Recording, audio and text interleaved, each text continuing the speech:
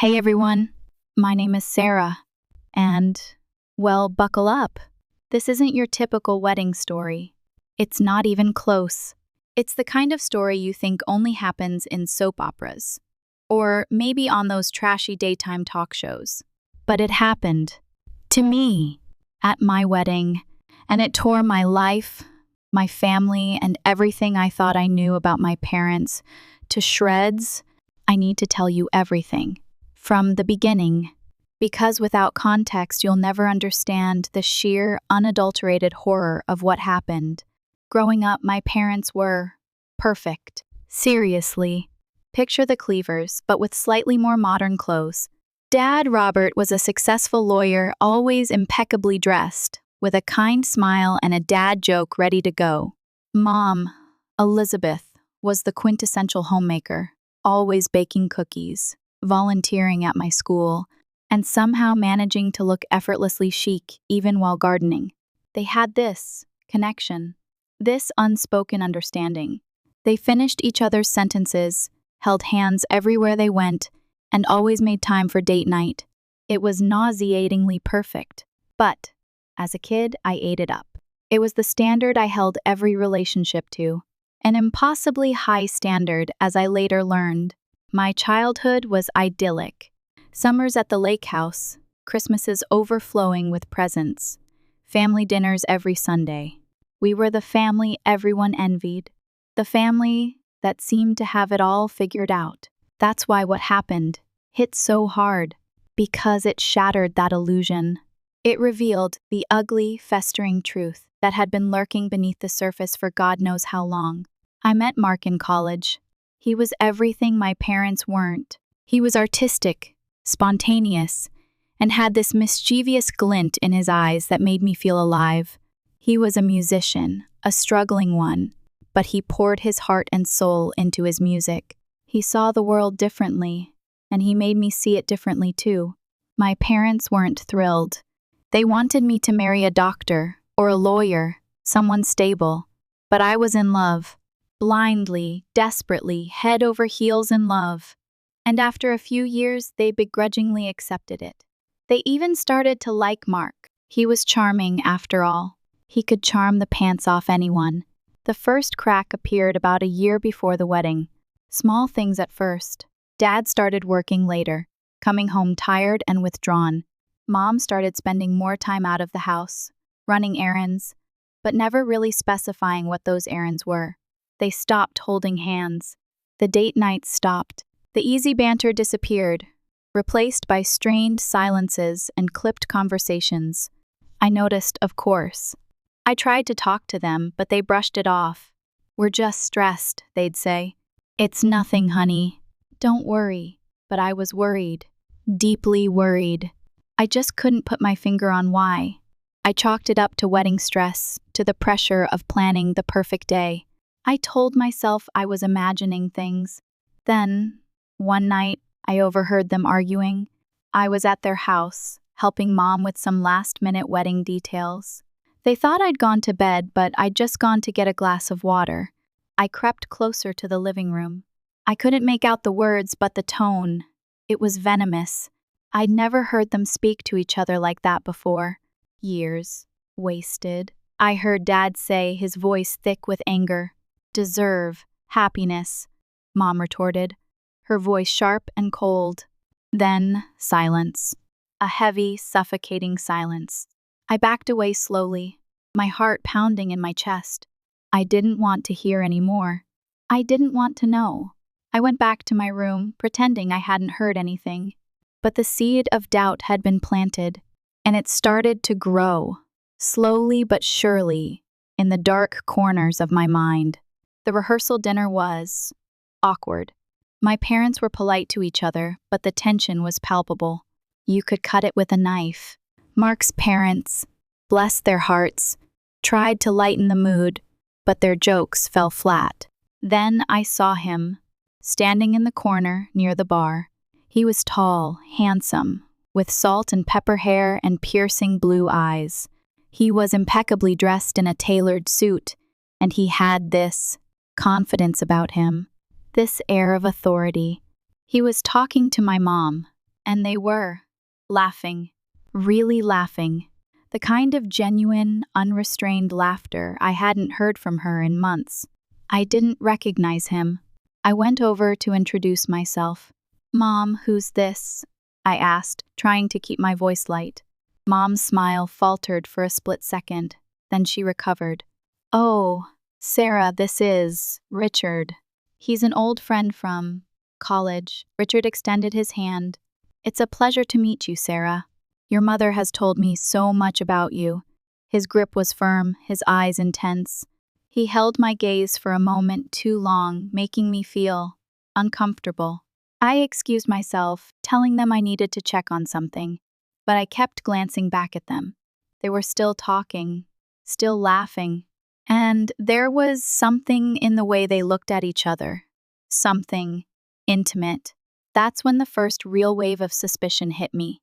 A cold, sickening feeling in the pit of my stomach. I confided in Mark later that night. "Something's going on with my parents," I said, my voice trembling. "I don't know what it is, but something's not right." Mark held me close. "Don't worry, babe," he said. "It's just wedding jitters. Everything will be fine." I wanted to believe him. I really did. But deep down, I knew something was terribly, terribly wrong. The morning of the wedding dawned bright and sunny. The weather was perfect. The venue looked beautiful, and everything was falling into place. But I couldn't shake the feeling of dread that had been gnawing at me for days. I kept looking at my parents, searching for some clue, some explanation, but their faces were masks. Polite, smiling, but completely unreadable. My bridesmaids tried to distract me, plying me with champagne and reminding me how lucky I was to be marrying Mark. But their words felt hollow. As I was getting my hair done, my mom came into the room. She looked beautiful, radiant even, in her mother of the bride dress. "You look stunning, honey," she said, kissing me on the cheek. "Thanks, Mom," I said, forcing a smile. She lingered for a moment, then said, "Sarah, there's something I need to tell you." My heart leaped into my throat. This was it. The confession. The explanation. The truth. But then my maid of honor, Jessica, burst into the room. "Sarah! The photographer's here. He needs you for some pre-wedding shots." Mom's face tightened. "It can wait," she said. "No, it can't," Jessica said, her voice firm. "Everything's on a schedule. We need to keep things moving." Mom sighed. "All right," she said. "We'll talk later." And with that, she left the room, leaving me hanging, suspended between hope and fear. I never got the chance to talk to her before the ceremony. Walking down the aisle, I tried to focus on Mark, standing at the altar, waiting for me. He looked handsome, nervous, and incredibly happy. I tried to block out everything else. The guests, the flowers, the music, but my eyes kept darting to my parents, sitting in the front row. They were holding hands. A wave of relief washed over me. Maybe I was wrong. Maybe everything was okay. Maybe they had worked things out. I smiled, a genuine smile this time. Maybe, just maybe, I could relax and enjoy my wedding day. The ceremony was beautiful. Mark and I exchanged our vows, promising to love and cherish each other for eternity. I looked at Mark, his eyes shining with tears, and I knew I was making the right decision. He was my soulmate, my best friend, the love of my life. But as I said my vows, I couldn't help but glance at my parents again. They were still holding hands, but their faces were strained. I pushed the feeling aside. This was my day. I wasn't going to let anything ruin it. The reception started off well. Everyone was happy. The food was delicious, and the music was great. Mark and I had our first dance. We swayed to the music, lost in each other's arms. "You look beautiful," Mark whispered in my ear. "Thank you," I said, smiling. "So do you." For a few minutes, everything felt perfect. Normal. Like nothing was wrong. But then I saw them. My mom and Richard. They were dancing together. It wasn't just a polite dance. It was intimate. They were holding each other close, their bodies swaying in sync. They were looking into each other's eyes. their faces filled with something. Something that made my blood run cold. I pulled away from Mark. "I need to talk to my mom," I said, my voice tight. Mark looked confused. "What's wrong?" "Just wait here," I said. I walked over to my mom and Richard, my heart pounding in my chest. "Mom, can I talk to you for a minute?" I asked, trying to keep my voice steady. She looked at me, her eyes defiant. "Can't it wait, Sarah? We're having a lovely time." "No, it can't," I said, my voice rising. "I need to talk to you now." She sighed, then turned to Richard. "Excuse me for a moment," she said, her voice soft and intimate. Richard nodded, then walked away, his eyes following my mom with an intensity that made me want to scream. I pulled my mom aside into a quieter corner of the room. "Who is he, Mom?" I demanded, my voice trembling. "What's going on?" She looked at me, her face pale. "Sarah won." "Don't lie to me, Mom," I said, my voice cracking. "Please, just tell me the truth."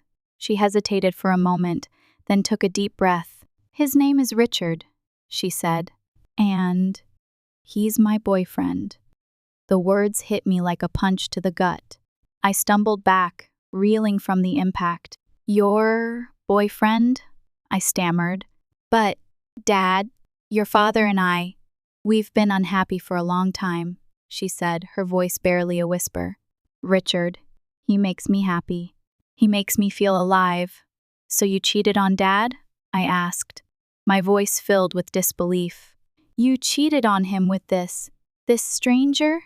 "It's not like that, Sarah," she said, her voice pleading. "It's more complicated than you think." "How could you do this, Mom?" I cried. "How could you do this to Dad? How could you do this to me?" She reached out to touch me, but I recoiled. "Don't touch me," I said, my voice shaking with anger. "I don't even know who you are anymore." Tears streamed down my face. My perfect world was crumbling around me. My parents, my marriage, my entire life. It was all a lie.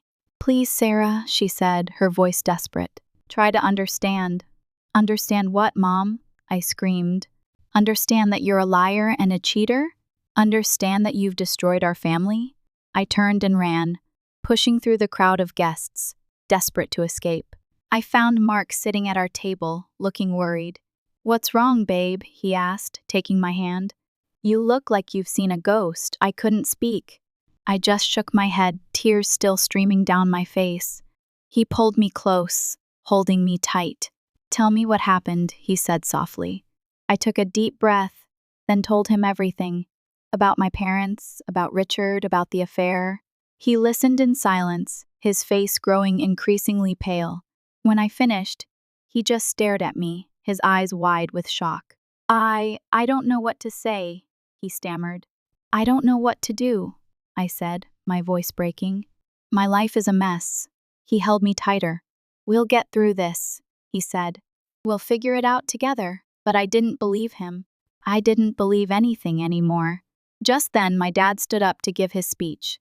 He looked pale and tired, but he managed a weak smile. "I just want to say how proud I am of Sarah and Mark," he said, his voice shaky. "They're a wonderful couple, and I wish them all the happiness in the world." He paused, then looked at my mom. "Elizabeth," he said, his voice filled with emotion. I love you." My mom looked back at him, her face a mask of guilt. Then she stood up. "Robert," she said, her voice clear and strong. "There's something I need to say." Everyone in the room fell silent, their eyes fixed on my mom. She took a deep breath, then said, "I'm in love with Richard." A collective gasp swept through the room. My dad's face crumpled. He looked like he'd been punched in the stomach. "I'm sorry, Robert," my mom continued, her voice unwavering. "But I can't live a lie anymore. I need to be with Richard." Then she turned to Richard, who was standing near the bar looking smug. "Richard," she said, her voice filled with love. "Will you marry me?" Richard smiled, a slow, predatory smile. He walked over to my mom, took her hand, and got down on one knee. "Elizabeth," he said, his voice smooth and confident, "you know I've been waiting for this moment." "Yes, I will marry you." My mom threw her arms around him, kissing him passionately. The room erupted in chaos. Some people were gasping, some were crying, some were just staring in disbelief. My dad stood there, frozen, his face a mask of pain. I couldn't breathe. I felt like I was suffocating. I grabbed Mark's hand and pulled him towards the exit. "We're leaving," I said, my voice barely a whisper. He didn't argue. He just followed me, his face pale and drawn. We walked out of the venue, leaving behind the wreckage of my wedding, the ruins of my family. As we drove away, I looked back at the venue one last time. I saw my mom and Richard, standing on the steps, embracing. I closed my eyes, tears streaming down my face. My wedding day, the happiest day of my life, turned into the worst nightmare imaginable. The days that followed were a blur. My parents announced their divorce. It was messy, bitter, and incredibly painful. My dad moved out, taking with him all the memories of our happy family. The lake house was sold. The Sunday dinner stopped. My mom moved in with Richard. They were sickeningly happy, flaunting their love in everyone's faces. I couldn't bring myself to speak to her. I was too angry, too hurt, too betrayed. Mark was my rock. He held me together when I felt like I was falling apart. He listened to me cry, he let me vent my anger. He supported me in every way possible. But even his love couldn't erase the pain. The scars of that day, of that betrayal, ran deep. I went to therapy. I talked about my parents, about Richard, about the wedding. I tried to understand what had happened, to make sense of the chaos. Months later, I finally agreed to meet with my mom. I needed answers. I needed to understand. We met at a coffee shop. The air was thick with tension. "Why, Mom?" I asked, my voice trembling. "Why did you do it?" She sighed. "I wasn't happy, Sarah," she said. "Your father and I, we were just going through the motions. We were living a lie, but you could have divorced him," I said. "You could have left him. You didn't have to cheat on him. You didn't have to humiliate him. You didn't have to ruin my wedding." "I know," she said, tears welling up in her eyes. "I'm sorry, Sarah. I never meant to hurt you. I couldn't help myself. I was in love with Richard." "Love?" I scoffed. "That's not love, Mom. That's selfishness. That's betrayal.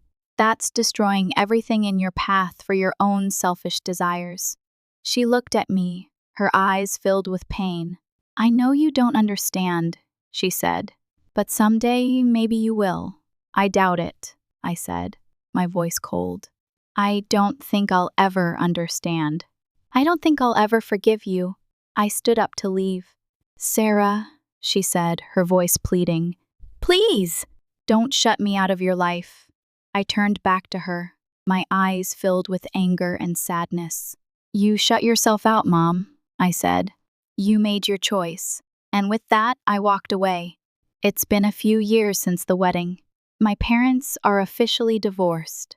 My dad is, okay, he's still hurting, but he's slowly starting to rebuild his life. He's dating again, he's reconnecting with old friends, and he's even taken up a new hobby, painting. My mom is still with Richard. They're married now. I haven't spoken to her since that day at the coffee shop. I don't know if I ever will. Mark and I are still together. We've been through hell and back, but our love has only grown stronger. We've learned to rely on each other, to support each other, to love each other unconditionally. We've also learned that family isn't always blood. It's the people who love you, who support you, who are there for you, no matter what. My friends have become my family. They've been there for me every step of the way, offering their love, their support, and their understanding. I still have nightmares about the wedding, about my mom, about Richard, about the betrayal, but they're becoming less frequent, less intense. I'm slowly learning to heal, to forgive, to move on. I've learned a lot about love in the past few years. I've learned that it's not always perfect. It's not always easy. It's not always what you expect, but it's always worth fighting for. I've also learned that forgiveness is a process. It's not something that happens overnight. It takes time, patience, and a willingness to let go of the anger and the pain. I don't know if I'll ever fully forgive my mom, but I'm trying. For my own sake, for my own peace of mind. Because holding on to anger and resentment only hurts me. It doesn't change what happened. It doesn't bring back the past. All I can do is learn from my mistakes, move forward, and create a better future for myself. And that's what I'm doing, one day at a time. My wedding day was a disaster, a tragedy, a betrayal. But it also taught me a valuable lesson. It taught me that even in the darkest of times, there is always hope. There is always the possibility of healing. There is always the chance to rebuild. I'm not the same person I was before the wedding. I'm stronger, wiser, and more resilient. I've learned to appreciate the good things in my life, to cherish the people who love me, and to never take anything for granted. And who knows, maybe someday I'll even be able to look back on that day and laugh. Outro music. The piano melody returns, but this time it's more upbeat and hopeful. So that's my story. It's a messy one, a painful one, but it's mine. And I hope that by sharing it, I can help someone else who's going through a difficult time. Remember, you're not alone. There is always hope, and there is always the possibility of healing.